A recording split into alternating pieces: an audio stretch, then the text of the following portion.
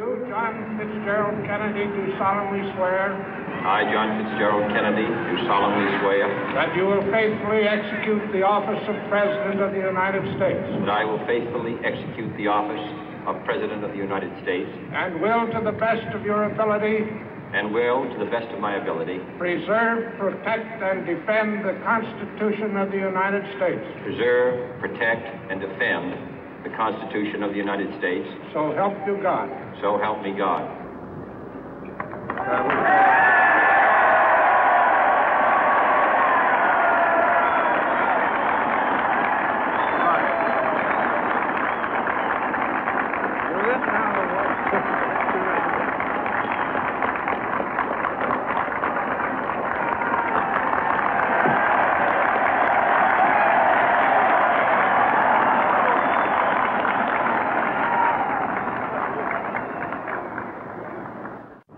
Vice President Johnson, Mr. Speaker, Mr. Chief Justice, President Eisenhower, Vice President Nixon, President Truman, Reverend clergy, fellow citizens.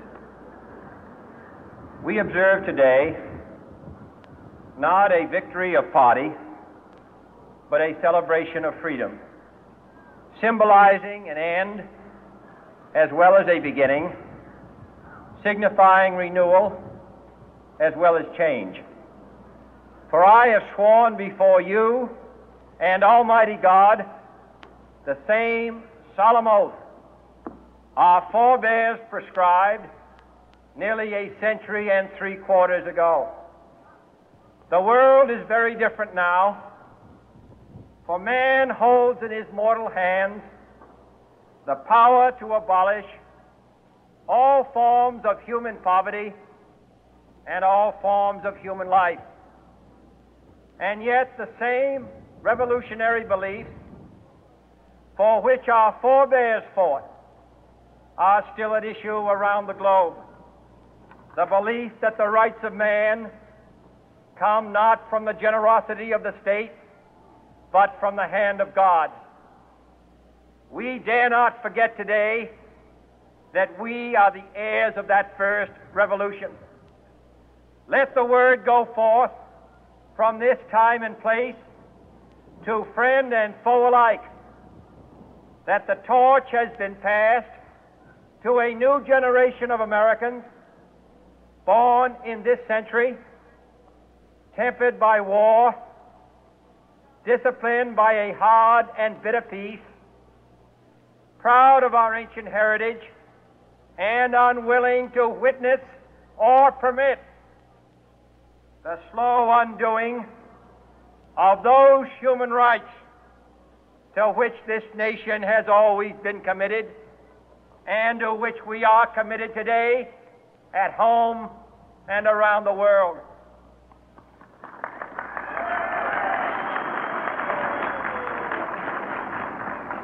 Let every nation know, whether it wishes us well or ill, that we shall pay any price, bear any burden, meet any hardship, support any friend, oppose any foe to assure the survival and the success of liberty.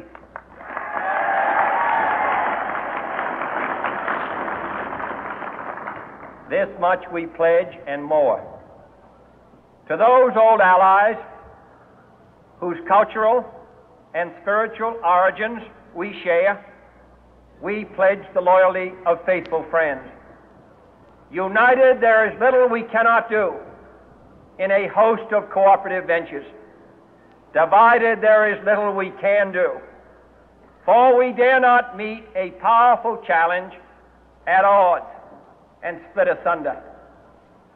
To those new states whom we welcome to the ranks of the free, we pledge our word that one form of colonial control shall not have passed away merely to be replaced by a far more iron tyranny. We shall not always expect to find them supporting our view, but we shall always hope to find them strongly supporting their own freedom, and to remember that in the past, those who foolishly sought power by riding the back of the tiger ended up inside.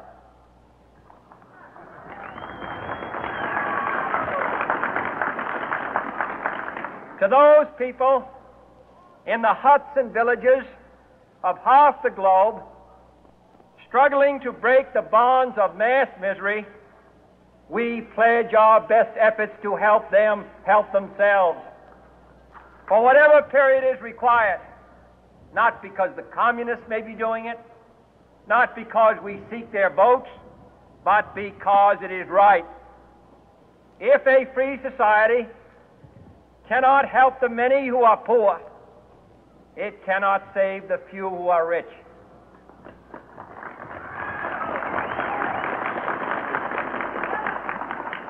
To our sister republics south of our border, we offer a special pledge to convert our good words into good deeds, in a new alliance for progress, to assist free men and free governments in casting off the chains of poverty.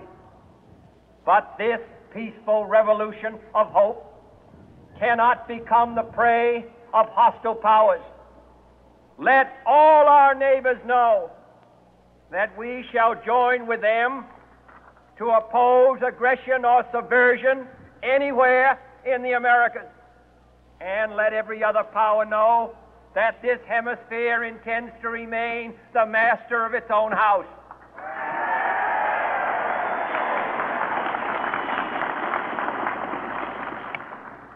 To that world assembly of sovereign states, the United Nations, our last best hope, in an age where the instruments of war have far outpaced the instruments of peace, we renew our pledge of support to prevent it from becoming merely a forum for invective, to strengthen its shield of the new and the weak, and to enlarge the area in which its writ may run.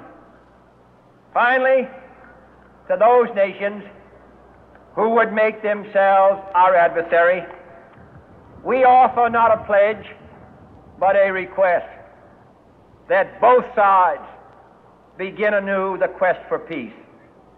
Before the dark powers of destruction, unleashed by science, engulf all humanity in planned or accidental self-destruction, we dare not tempt them with weakness, for only when our arms are sufficient beyond doubt can we be certain beyond doubt that they will never be employed. But neither can two great and powerful groups of nations take comfort from our present course, both sides overburdened by the cost of modern weapons, both rightly alarmed by the steady spread of the deadly atom, yet both racing to alter that uncertain balance of terror that stays the hand of mankind's final war. So let us begin anew, remembering on both sides that civility is not a sign of weakness, and sincerity is always subject to proof. Let us never negotiate out of fear, but let us never fear to negotiate.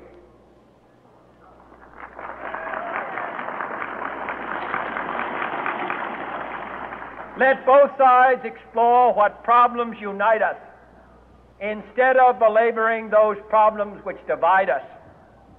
Let both sides, for the first time, formulate serious and precise proposals for the inspection and control of arms, and bring the absolute power to destroy other nations under the absolute control of all nations.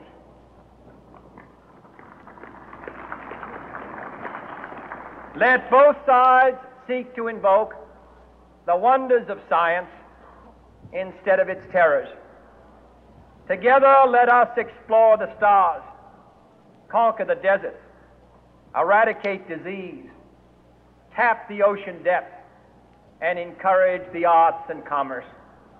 Let both sides unite to heed in all corners of the earth the command of Isaiah to undo the heavy burden and let the oppressed go free.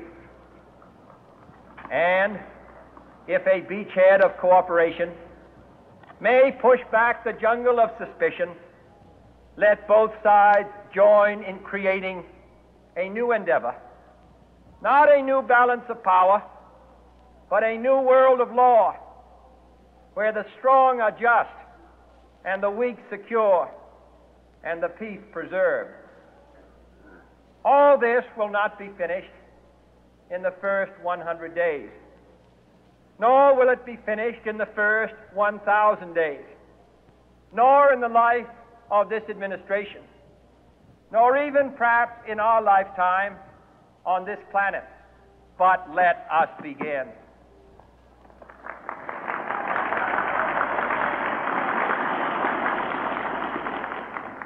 In your hands, my fellow citizens, more than mine, will rest the final success or failure of our course.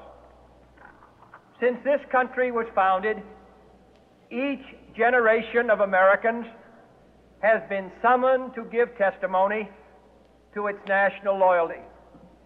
The graves of young Americans who answered the call to service surround the globe. Now the trumpet summons us again, not as a call to bear arms, though arms we need, not as a call to battle, though in battle we are, but a call to bear the burden of a long twilight struggle, year in and year out, rejoicing in hope, patient in tribulation, a struggle against the common enemies of man, tyranny, poverty, disease, and war itself. Can we forge against these enemies a grand and global alliance, north and south, east and west, that can assure a more fruitful life for all mankind? Will you join in that historic effort?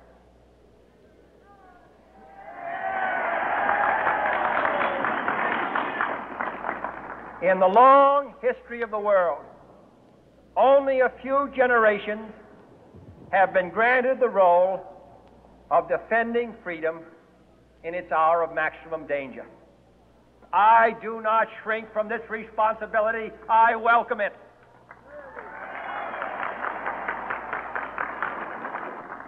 I do not believe that any of us would exchange places with any other people or any other generation. The energy, the faith, the devotion which we bring to this endeavor will light our country and all who serve it. And the glow from that fire can truly light the world. And so, my fellow Americans, ask not what your country can do for you, ask what you can do for your country.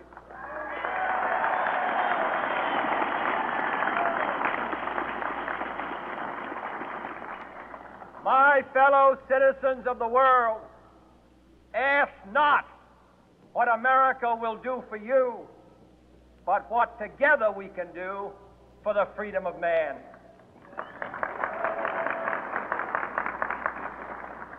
Finally, whether you are citizens of America or citizens of the world, ask of us here the same high standards of strength and sacrifice which we ask of you.